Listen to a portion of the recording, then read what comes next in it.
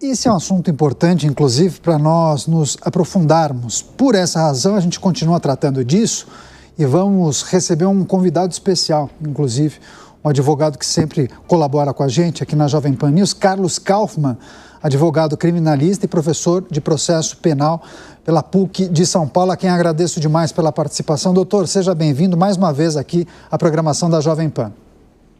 Eu que agradeço, Caniato, é um prazer estar aqui com vocês novamente. Doutora, nas últimas semanas nós discutimos muito os caminhos possíveis para esse julgamento que envolveu a cabeleireira Débora, principalmente após aquela manifestação do ministro Luiz Fux, ainda na apreciação da admissibilidade da denúncia que havia sido feita pela Procuradoria-Geral da República em relação àquele chamado Grupo 1, né, no âmbito daquela suposta tentativa de golpe de Estado. Pois bem, vimos o julgamento no dia de ontem. Luiz Fux, apesar daquela manifestação, foi voto vencido, né? A gente pôde acompanhar, inclusive, sugestões bem díspares. Enquanto o relator sugeriu uma pena de 14 anos ou 14 anos e alguma coisa, ele recomendou 1 ano e meio de detenção. Interpretação e leituras tão distintas chamam a atenção, que quem não faz parte desse universo. Isso quer dizer exatamente o quê, doutor? E, naturalmente, queria pedir sua avaliação acerca do que nós acompanhamos ontem. Tá bom. Antes de mais nada, é importante perceber que o ministro Luiz Fux, quando deu a decisão dele acerca desse caso, o voto dele, ele optou por fazer uma individualização muito detalhada acerca da conduta da acusada e da condenada. Tá? Então, diversamente dos demais, ele entendeu que diversos crimes não foram praticados porque avaliou a conduta dela de maneira separada, de maneira individualizada, de maneira isolada daquele contexto geral. Ou seja, em processo penal, Carneato, isso é importante que todos saibam, tá? Você não pode ter uma conduta genérica para todos os participantes. O processo penal tem regras muito claras e bem definidas, no qual, desde o início do processo, a conduta de cada um ela deve ser individualizada. O que significa individualizar a conduta? Significa você descrever com detalhes, com riqueza de detalhes, os fatos que aquela pessoa praticou. E aí vem outro detalhe. Quando alguém pratica um crime no nosso sistema, a pessoa tem que ter a intenção de praticar um crime. A intenção, por exemplo, de deteriorar o patrimônio, que foi o caso que foi a condenação da Débora. A intenção de talvez praticar um golpe de Estado. Então, a intenção do agente ela é fundamental na condenação, porque essa vontade do agente, que é chamado do elemento subjetivo do tipo, que é chamado do dolo, ela faz parte do crime no nosso sistema. Então isso precisa existir dentro do processo e, mais do que isso, precisa ser demonstrado ao longo do processo. E certamente o ministro Luiz Fux, no voto dele, é um voto divergente, ele entendeu que não havia nenhuma outra conduta, que não havia nenhuma outra intenção dela, a não ser a deterioração do patrimônio. Ou seja, quando ela escreveu com um batom na estátua, ela queria deteriorar o patrimônio. Ela não aderiu a golpe, não tinha participação em golpe, ela não tinha a intenção de praticar qualquer ato contra o Estado democrático de direito, da maneira como estão sendo condenadas as pessoas. Então eu entendo, pela leitura do voto, pela leitura que se faz desta decisão, o voto do ministro Luiz Fux foi nesse sentido, divergindo de 3 outros ministros, que entenderam pela conduta mais grave, e do ministro Zanin, que entendeu que, na verdade, foi uma conduta única com vários resultados, e por isso que a conduta para todos os crimes ficou de 11 anos. Então há uma divergência entre diversos votos aqui, né? Condenada ela foi, evidentemente, mas para a maioria, por todos os crimes, e para a minoria, especialmente para o ministro Luiz Fux, por um único crime, que é a deterioração do patrimônio público. Agora, doutor, trazendo para o dia a dia das pessoas, muitos ficam perplexos ou ficam se questionando se não foi uma pena exagerada. E aí, em algum veículo de comunicação, eu pude acompanhar a manifestação, talvez de um representante da defesa dessa cabeleireira, que disse que, de alguma maneira, a manifestação do ministro Luiz Fux poderia ajudar os advogados de Débora. E aí eu lhe pergunto, a manifestação, o voto de Luiz Fux pode ser utilizado pela defesa de Débora dos Santos para requerer alguma coisa? Aí temos um problema, né? Não corre na primeira instância nem na segunda. Não tem o Supremo do Supremo. Vai recorrer para o próprio Supremo, é isso? Exatamente, né? Existe um recurso para o próprio Supremo quando há uma votação divergente, e é o caso que há uma votação divergente, Essa votação divergente dentro da turma ou até dentro do próprio plenário, ela permite que se ingresse com um recurso chamado embargos infringentes. Foi o mesmo recurso utilizado pelo Collor agora recentemente. Então, dentro desses embargos infringentes, tá, você busca a reavaliação da matéria, tá, um novo julgamento da matéria, trazendo outros ministros que não participaram deste julgamento. Então, neste caso, como o julgamento é pela turma, tá? Então, se o julgamento fosse pelo plenário, você precisaria de pelo menos 4 votos divergentes nesse sentido. Como o julgamento é pela turma, um voto divergente é suficiente para permitir este recurso chamado embargos infringentes, no qual você permite uma reavaliação de toda a conduta, uma reavaliação da condenação e uma reavaliação deste julgamento. Então, isso é possível neste caso. Agora, não que o voto do Luiz Fux tenha sido feito e favoreça a defesa. Na verdade, eu tenho plena convicção que ele deu um voto de acordo com o seu sentimento pessoal, com suas razões de decidir, com sua convicção pessoal. Então, na verdade, este voto feito com a convicção pessoal, que eu, a meu juízo, entendo mais concernente, aplicável ao caso concreto, aí sim ele permite que a defesa explore este entendimento do voto para tentar reverter a situação, para tentar mudar a situação, para tentar obter novos votos no mesmo sentido e tentar fazer com que a pena fique reduzida a este patamar.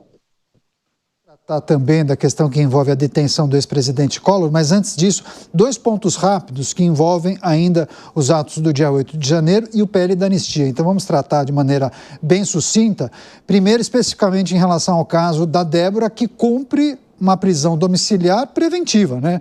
Antes pelo menos do julgamento de ontem. A partir dessa condenação, ela deve retornar ao fechado? Qual é o possível entendimento da corte em relação a isso? Isso tem que ser explicitado, né, pela corte, tá? Até porque, Carneato, a prisão preventiva, tá? E ela teve um prazo longo de duração nesse caso concreto. A prisão preventiva, ela está prevista no Código de Processo Penal, ela tem algumas regras específicas, mas a regra principal da prisão preventiva é o perigo da liberdade. Ou seja, a prisão preventiva ela não é uma antecipação de pena, não é uma antecipação de conduta, mas assim, ela existe quando aquela pessoa que praticou, em tese, um crime, porque ela ainda não foi condenada, definitivamente.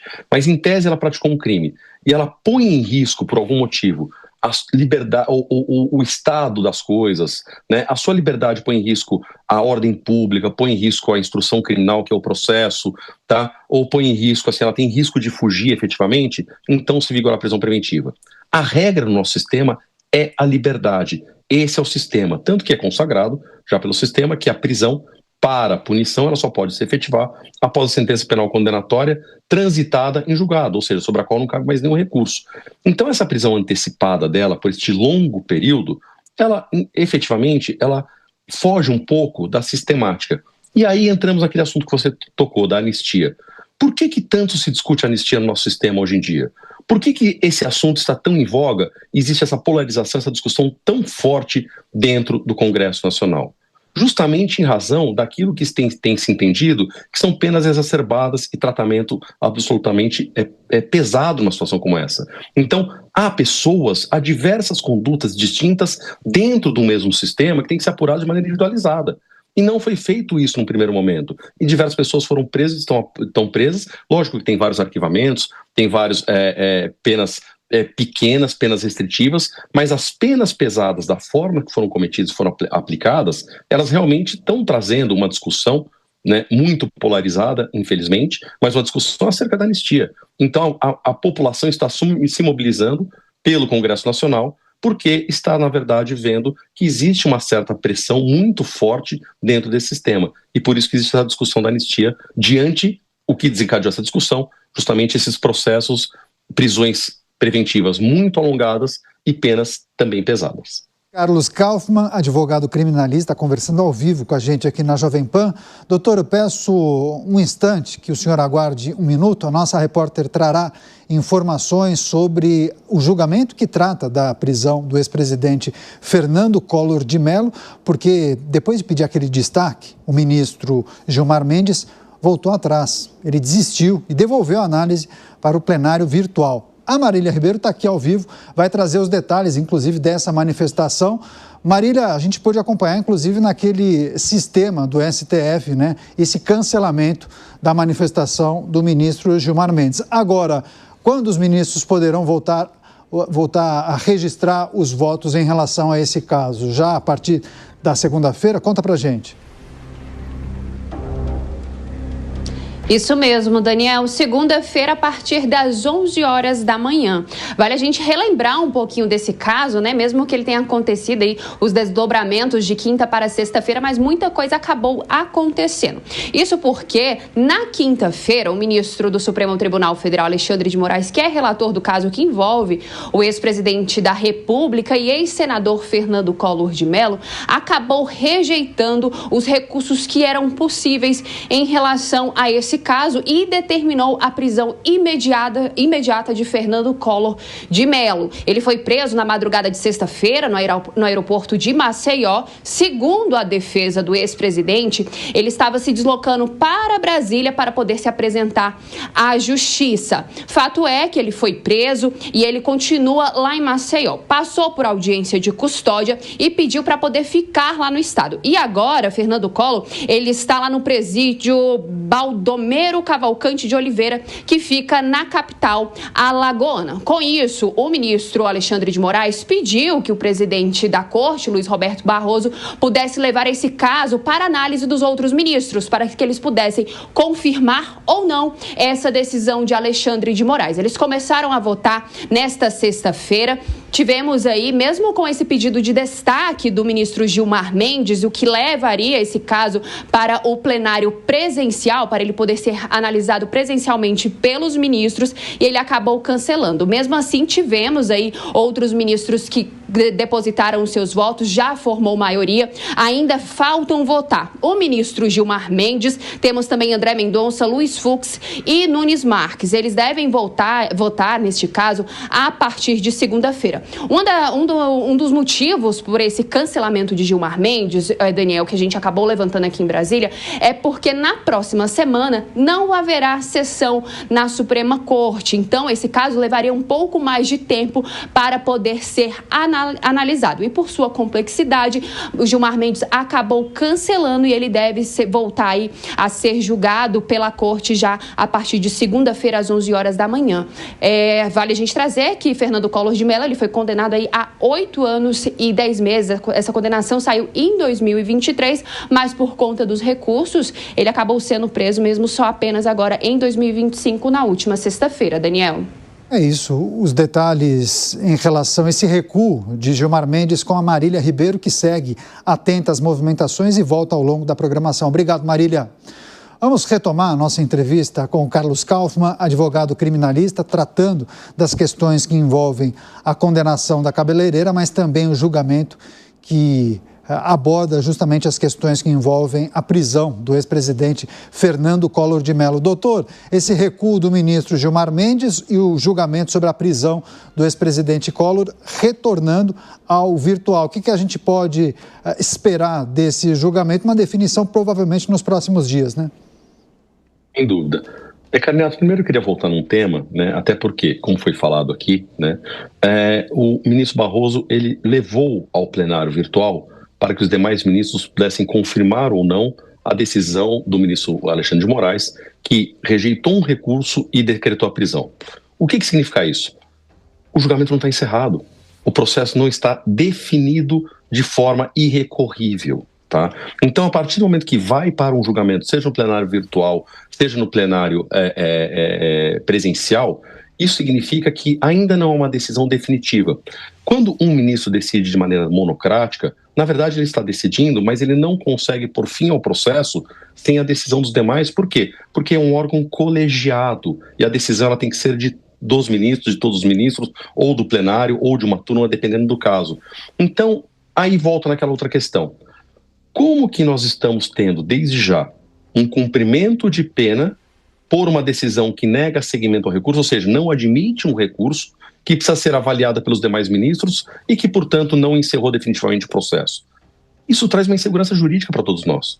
Tá? O nosso sistema prevê que o cumprimento de pena é após o trânsito em julgado, ou seja, após a decisão definitiva irrecorrível, não cabe mais nenhum recurso. Esgotou o recurso, o último recurso foi julgado. E não é o caso, quer dizer, não foi julgado ainda este último recurso, está sendo julgado. Então, por mais que o ministro Alexandre de Moraes entenda ser procrastinatório, protelatório, ele não pode, por uma decisão monocrática, encerrar o andamento do processo e decretar uma prisão, porque isso traz insegurança jurídica para todos. Tá?